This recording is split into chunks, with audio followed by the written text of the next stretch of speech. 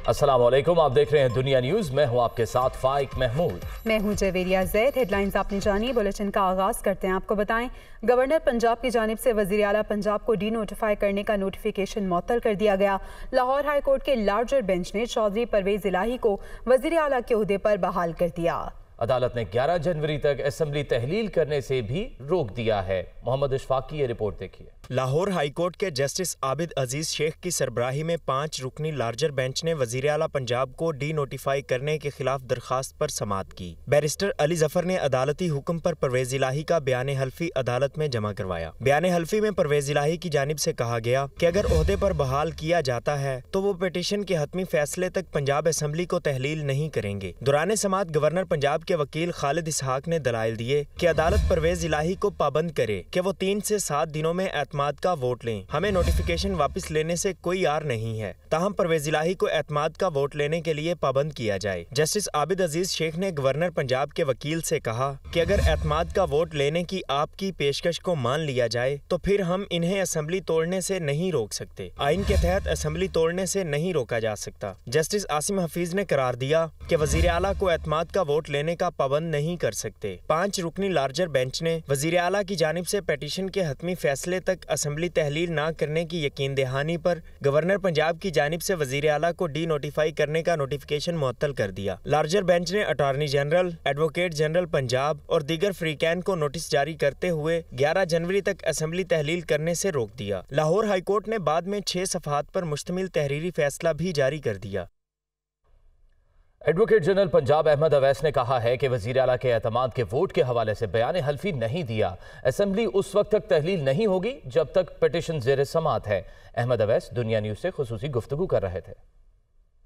Order को suspend करेंगे और till the pendency, till the next date of hearing हमने ये अंडरटेकिंग ली है कि हम डिसॉल्व नहीं करेंगे। वो वैसे भी डिसॉल्व नहीं हो सकती, ठीक है, और लेकिन एतमाद के वोट के हवाले से वज़ीर आला पंजाब परवेज इलाही ने कहा है कि जो दीन का काम करते हैं अल्लाह उनकी हिफाजत करता है। इन्हें हुकूमत अल्लाह ताला ने दी, वही इसकी हिफाजत करेगा। दुश्मन जो मर्जी कर ले, ये हुकूमत कायम रहेगी। मुखालिफिन को नदामत उठाना पड़ेगी। परवेज इलाही पंजाब असेंबली में खिताब कर रहे थे। ये हुकूमत अल्लाह ने अपनी आखिरी प्यारी नबी खातमुन नबीन हज़रत मोहम्मद सल्लल्लाहु अलैहि वसल्लम के सदक़े हमें अता की है और अल्लाह ही इसकी हिफाजत करेगा। जो दीन का काम करते हैं अल्लाह उनकी हिफाजत करता है। चाहे दुश्मन कोई भी कुछ कर ले, ये हुकूमत कायम रहेगी इंशाअल्लाह, क्योंकि हम किसी से नहीं मांगते, हम किसी से नहीं मांगते, अपने अल्लाह से मांगते हैं और अपने आखिरी नबी हुज़ूर पाक सल्लल्लाहु अलैहि वसल्लम से मांगते हैं। वो ही हमारी हिफाजत कर रहा है। और आपने देखा कि कितनी मुश्किलात से आप सारे लोग गुजर के यहाँ बैठे हुए हैं। वफाकी वज़ीर दाखिला राना सनाउल्लाह ने कहा है कि अदालत ने परवेज इलाही को अबूरी रिलीफ दिया। 11 जनवरी को अदालत फरीकैन को सुनकर फैसला देगी। मीडिया से गुफ्तगू करते हुए राना सनाउल्लाह ने कहा कि यकीन है अदालत के फैसले पर इन्हें एतमाद का वोट लेना पड़ेगा। एतमाद का वोट लेने के बाद बेशक असेंबलियाँ तहलील कर दें, इन्हें कोई एतराज़ नहीं। चीफ सेक्रेटरी से मुतालिक राना सनाउल्लाह का कहना था कि उन्होंने दस्तखत ना करना होते तो ओहदे से अलग हो जाते। मुरासला भेजने से पहले चीफ सेक्रेटरी को एतमाद में लिया गया। उन्होंने कहा कि पहले लीगल राय लेना चाहते हैं। चीफ सेक्रेटरी को कमरे में बंद करने वाली बात कहानी है, ऐसा कुछ भी नहीं हुआ। फवाद चौधरी ने कहा है कि अंडरटेकिंग से पीटीआई मुतफिक नहीं। गवर्नर पंजाब के खिलाफ मिसकॉन्डक्ट की कार्रवाई के लिए सदर को लिखा जा रहा है। चीफ सेक्रेटरी को किसने कमरे में बंद करके दस्तखत कराए, बलीगुर रहमान और चीफ सेक्रेटरी को पंजाब असेंबली में तलब किया जाएगा। फरूक हबीब कहते हैं कि वज़ीर दाखिला अमन व अमान पर तवज्जो की बजाय गवर्नर से एडवेंचर करा रहे हैं। जंगल का कानून नाफिज है। स्पीकर साहब जो हैं वो सदर ममलिकत को लिख रहे हैं कि गवर्नर के खिलाफ मिसकंडक्ट की कार्रवाई शुरू की जाए। नेक्स्ट जो हमारी प्रोसीडिंग्स होंगी उसमें जो पूरा हाउस है पंजाब असेंबली का, वो प्रिविलेज कमेटी में, इस्तेहकाक कमेटी में कन्वर्ट किया जाएगा और गवर्नर और चीफ सेक्रेटरी को पंजाब असेंबली में तलब करके पूछा जाएगा कि उन्हें ये गैर आईनी इकदाम की जुर्रत कैसे हुई। आर्टिकल 58(2)(b) को जिंदा नहीं किया जा सकता। हमें जो अंडरटेकिंग दी है वो ये है कि अगली तारीख तक हम असेंबली बर्खास्त नहीं करेंगे। ये एक टेक्निकल ग्राउंड है, अदालत ने ली है, मैं इससे एग्री नहीं करता। PTI इससे एग्री नहीं करती। असम्बलियां बाहर हाल डिसॉल्व होनी है। आप हफ्ता ले लें, आप 1.5 हफ्ता ले लें, लेकिन इससे आगे मामला नहीं जाना। जरदारी साहब बैठे हुए हैं, सिंध के मिनिस्टर पैसों के बैग उतार के यहाँ पे बैठ गए हैं, ये नहीं चलना। हम अगली तारीख से पहले ही शायद अपने मेंबर्स पूरे करके तो हम ये वोट ऑफ कॉन्फिडेंस वाला जो शौक है गवर्नर का ये भी पूरा कर देंगे। वजीर दाखिला जो कि वजीर जंगल का कानून है, जिसकी जिम्मेदारी होनी चाहिए कि उसने मुल्क के अंदर अमन अमान कायम करना है, वो यहाँ आकर गवर्नर पंजाब को एक कठपुतली बनाकर उससे एक एडवेंचर करवा रहा था। ये आईन शिकनी है और इनके ऊपर आर्टिकल 6 भी जो है वो लगना चाहिए।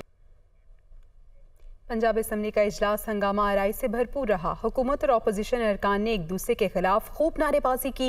PTI रहनुमा असलम इकबाल की जानिब से गवर्नर के खिलाफ करारदाद भी मंजूर की गई। मोहम्मद यासीन रिपोर्ट करेंगे। स्पीकर पंजाब असम्बली की ज़ेर सदारत होने वाला पंजाब असम्बली का इजलास उस वक्त हंगामा खेज हो गया जब अपोजिशन रुकन राना मशहूद ने वज़ीर आला परवेज़ इलाही और चेयरमैन तहरीक इंसाफ को तनकीद का निशाना बनाया।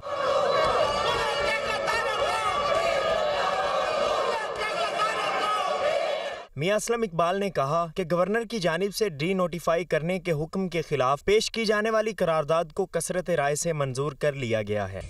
इस शर्मनाक इकदाम का नोटिस लेने और उन्हें फौरी तौर पर गवर्नर को फौरी तौर पर मनसब से माजूल करने का इक़दाम करे।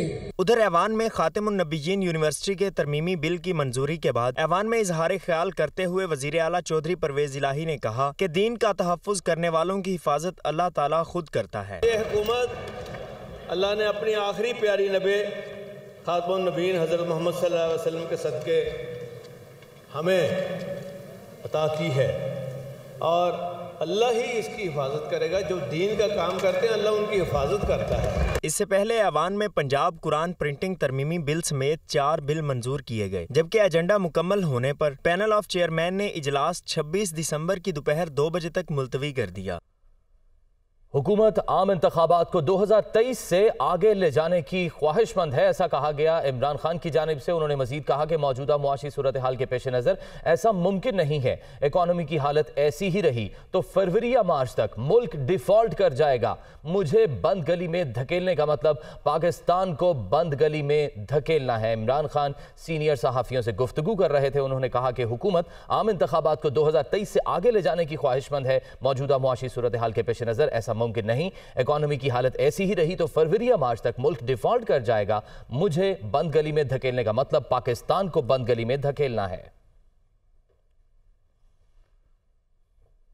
और सेनेट ने इस्लामाबाद लोकल गवर्नमेंट एक्ट तरमीमी बिल 2022 का सरत राय से मंजूर कर लिया है। बिल के हक में 24 जबकि मुखालफत में 12 वोट आए। बिल की मंजूरी के बाद इस्लामाबाद में यूनियन काउंसिल्स की तादाद 101 से बढ़कर 125 हो गई है। वकार अली सैयद रिपोर्ट कर रहे हैं। चेयरमैन सादिक संजरानी की ज़ेर सदारत सेनेट इजलास। इस्लामाबाद लोकल गवर्नमेंट एक्ट तरमीमी बिल 2022 कसरत राय से मंजूर। अपोजिशन का शदीद एहतजाज और नारेबाजी, एजेंडे की कापियां फाड़ दी। मोहम्मद अजीम सेनेटर हिदायतुल्लाह खान। बिल के मुताबिक मेयर और डिप्टी मेयर का चुनाव बराह रास्त इलेक्शन के जरिए होगा और दोनों के लिए एक ही वोट कास्ट होगा। निशिस्त खाली होने पर भी दोबारा बराह रास्त इंतखाब होगा। बिल की मंजूरी के बाद इस्लामाबाद में यूनियन काउंसिल्स की तादाद 101 से बढ़कर 125 हो गई है। ऐवान में कोरम की निशानदेही भी की गई। कोरम मुकम्मल न होने पर ऐवान की कार्रवाई 3 मिनट के लिए मुअत्तल करते हुए घंटियां बजाई गईं और फिर कोरम पूरा करने के लिए 2 आज़ाद सेनेटर्स हिलालुर रहमान और हिदायतुल्लाह की हिमायत हासिल की गई। कोरम के मुकम्मल होने पर इजलास की कार्रवाई दोबारा शुरू करते हुए Islamabad capital territory local government act तरमीमी बिल की शिकवार मंजूरी ली गई। इस्लामाबाद हाई कोर्ट ने दारुल हुकूमत में यूनियन काउंसिल्स बढ़ाने का हुकूमती फैसला मुस्तरद करने का इलेक्शन कमीशन का फैसला कलअदम करार दे दिया। इस्लामाबाद में बल्दियाती इंतखाबात 31 दिसंबर को होंगे या नहीं, फैसला 27 दिसंबर को इलेक्शन कमीशन करेगा। रिपोर्ट कर रहे हैं मोहम्मद इमरान। विफाकी दारुल हुकूमत में बल्दियाती इंतखाबात। इस्लामाबाद हाई कोर्ट ने फैसला सुना दिया। यूनियन काउंसिल्स की तादाद बढ़ाने का हुकूमती इकदाम मुस्तरद करने से मुताल्लिक इलेक्शन कमीशन का फैसला कलअदम करार। इलेक्शन कमीशन को 27 दिसंबर को फरीकैन को सुनकर फैसला करने की हिदायत। इससे कबल दौरान समाअत चीफ जस्टिस आमिर फारूक ने रिमार्क्स दिए कि कभी कोरोना, कभी सैलाब, कभी सर्दी, कभी गर्मी, इक़्तिदार मिलने पर कोई जमात बल्दियाती इंतखाबात नहीं कराती। मसाइल बल्दियाती हुकूमतों से ही हल होंगे। डीजी इलेक्शन कमीशन ने कहा कि बल्दियाती इंतखाबात के शेड्यूल के ऐलान के बाद यूनियन काउंसिल्स की तादाद बढ़ाई गई। 31 दिसंबर को बल्दियाती इंतखाबात पुराने शेड्यूल के मुताबिक होने चाहिए। एडवोकेट जनरल जहांगीर जदून ने कहा कि वजारत दाखिला ने 19 दिसंबर को यूनियन काउंसिल्स बढ़ाने का नोटिफिकेशन जारी किया। इलेक्शन कमीशन ने सुमोटो पावर इस्तेमाल करते हुए उसे मुस्तरद कर दिया। विफाकी हुकूमत या मेट्रोपॉलिटन कारपोरेशन समेत किसी को नोटिस करके सुना नहीं गया। इस्लामाबाद में यूनियन काउंसिल्स की तादाद 125 हो गई है। अब नई हल्का बंदियों का इख्तियार इलेक्शन कमीशन ऑफ पाकिस्तान का है। दलाइल मुकम्मल होने पर अदालत ने फैसला महफूज कर लिया। बल्दियाती इंतखाबात पुराने शेड्यूल के मुताबिक 101 यूनियन काउंसिल्स पर होंगे या 125 यूनियन काउंसिल्स पर। अदालत ने 27 दिसंबर को फरीकैन को सुनकर फैसला करने की हिदायत करते हुए दरख्वास्त निपटा दी। लाहौर की एहतसाब अदालत और स्पेशल सेंट्रल कोर्ट ने वज़ीर आज़म के बेटे सुलेमान शहबाज की अबूरी जमानत की दरख्वास्तें मंजूर कर लीं। दोनों अदालतों ने 7 जनवरी तक गिरफ्तारी से रोकते हुए सुलेमान शहबाज को शामिल तफ्तीश होने की हिदायत कर दी। सुलेमान शहबाज अपने वकील के साथ एहतसाब अदालत पेश हुए। सुलेमान शहबाज ने मौक़िफ़ इख्तियार किया कि इन्हें सियासी तौर पर मनी लॉन्ड्रिंग केस में मुलव्विस किया गया। वो शामिल तफ्तीश होकर बेगुनाही साबित करना चाहते हैं। दौरान समाअत एहतसाब अदालत के जज ने सुलेमान शहबाज का शनाख्ती कार्ड मांगा, जिस पर सुलेमान शहबाज ने कहा कि मेरे पास शनाख्ती कार्ड मौजूद नहीं, माज़रत खा हूँ, आइंदा शनाख्ती कार्ड लेकर आऊँगा। अदालत ने सुलेमान शहबाज को हिदायत करते हुए कहा कि ये हमारी कौमी शनाख्त है, हर वक्त पास शनाख्ती कार्ड मौजूद होना चाहिए। अदालत ने 5 लाख के मचलकों के एवज जमानत मंजूर कर ली। आगे बढ़ें, आपको बताएं army chief general Asim Munir ने कहा है कि पाक फौज की तमाम तर तवज्जो मौजूदा सिक्योरिटी सूरत हाल पर मरकूज है। दहशतगर्दों को उनके अंजाम तक पहुँचाएंगे। पाक फौज सिक्योरिटी इदारों और कौम की बेमिसाल कुर्बानियों से हासिल फ़वाइद को ज़ाया नहीं होने देंगे। मोहम्मद इमरान की रिपोर्ट देखिए। Army chief general Asim Munir का शुमाली वजीरिस्तान का दौरा, यादगार शोहदा पर भी हाजिरी दी और फूलों की चादर चढ़ाई।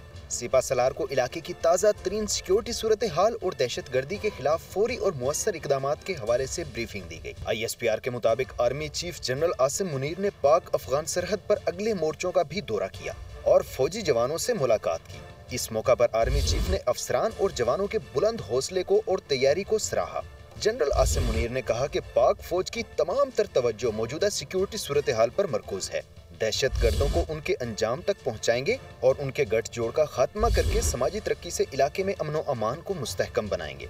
पाक फौज सिक्योरिटी अदारों और कौम की बेशुमार कुर्बानियों से हासिल फवायद को जाया नहीं होने देगी। बाद अज़ां आर्मी चीफ ने SSG हेडक्वार्टर तिरबेला का भी दौरा किया। सिपा सालार ने बन्नो CTD कम्प्लेक्स ऑपरेशन में हिस्सा लेने वाले ज़रार कंपनी के कमांडोज और दीगर SSG अफसरान और जवानों से मुलाकात की। आर्मी चीफ ने मुख्तलिफ ऑपरेशंस में जवानों के बेमिसाल जज्बे और फर्ज शनासी की तारीफ करते हुए SSG को कौम का फख्र करार दिया। सदर मुमलिकत डॉक्टर आरिफ अलवी ने CMH रावलपिंडी का दौरा किया और बन्नू ऑपरेशन में जख्मी होने वाले फौजी अफसरान और जवानों की अयादत की। ISPR के मुताबिक सदर मुमलिकत ने कंबाइंड मिलिट्री अस्पताल रावलपिंडी में CTD कॉम्प्लेक्स बन्नू के क्लियरेंस ऑपरेशन के दौरान जख्मी होने वाले अफसरान और जवानों से मुलाकात की। सदर आरिफ अलवी ने दहशतगर्दी के खिलाफ जंग में फौजी अफसरान और जवानों की बहादुरी और अज़्म की तारीफ की।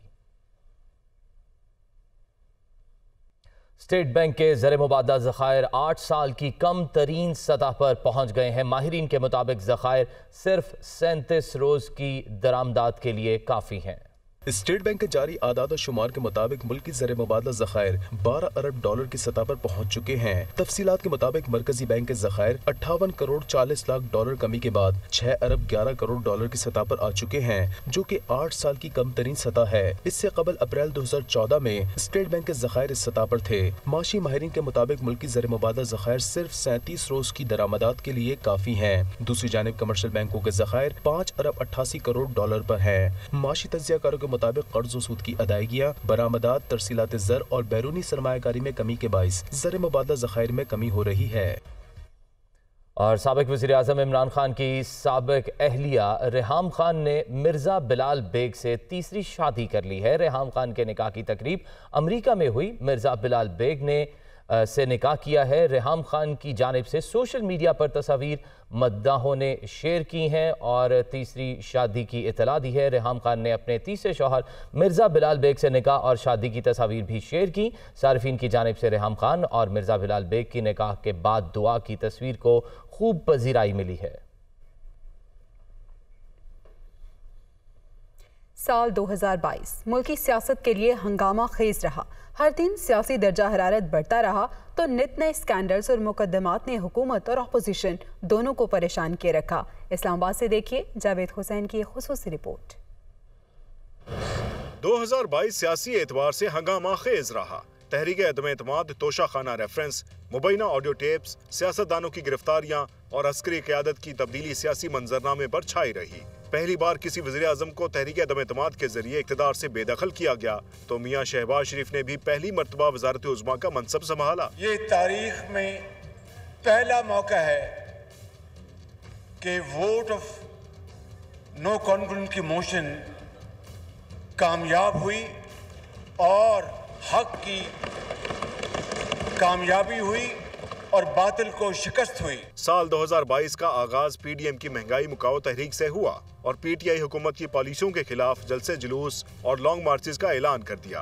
पीपल्स पार्टी का लॉन्ग मार्च चेयरमैन बिलावल भुट्टो की क़यादत में कराची से शुरू होकर 10 रोज बाद 8 मार्च को इस्लामाबाद पहुंचा, जिसके बाद वज़ीर आज़म इमरान खान के खिलाफ तहरीक अदम एतमाद का फैसला कुन राउंड शुरू हुआ और इसी रोज अपोजिशन ने कौमी असम्बली में वज़ीर आज़म इमरान खान के खिलाफ तहरीक अदम एतमाद के साथ असम्बली का इजलास बुलाने की रिक्वेजिशन जमा करा दी। इमरान खान ने अपोजिशन जमातों पर अमरीकी साजिश का हिस्सा होने का इल्जाम लगाया और ऐलान किया कि वो तहरीक अदम एतमाद का सामना करने के लिए तैयार हैं। ताहम तहरीक इंसाफ को बड़ा धचका उस वक्त लगा जब उनके ही 20 अरकान मुनहरिफ हो गए और सियासी मंजरनामा यकसर तब्दील हो गया। पाकिस्तान में बैठे हुए किरदार किसके कहने के ऊपर चल रहे हैं? हमारे पास जो सबूत है हर चीज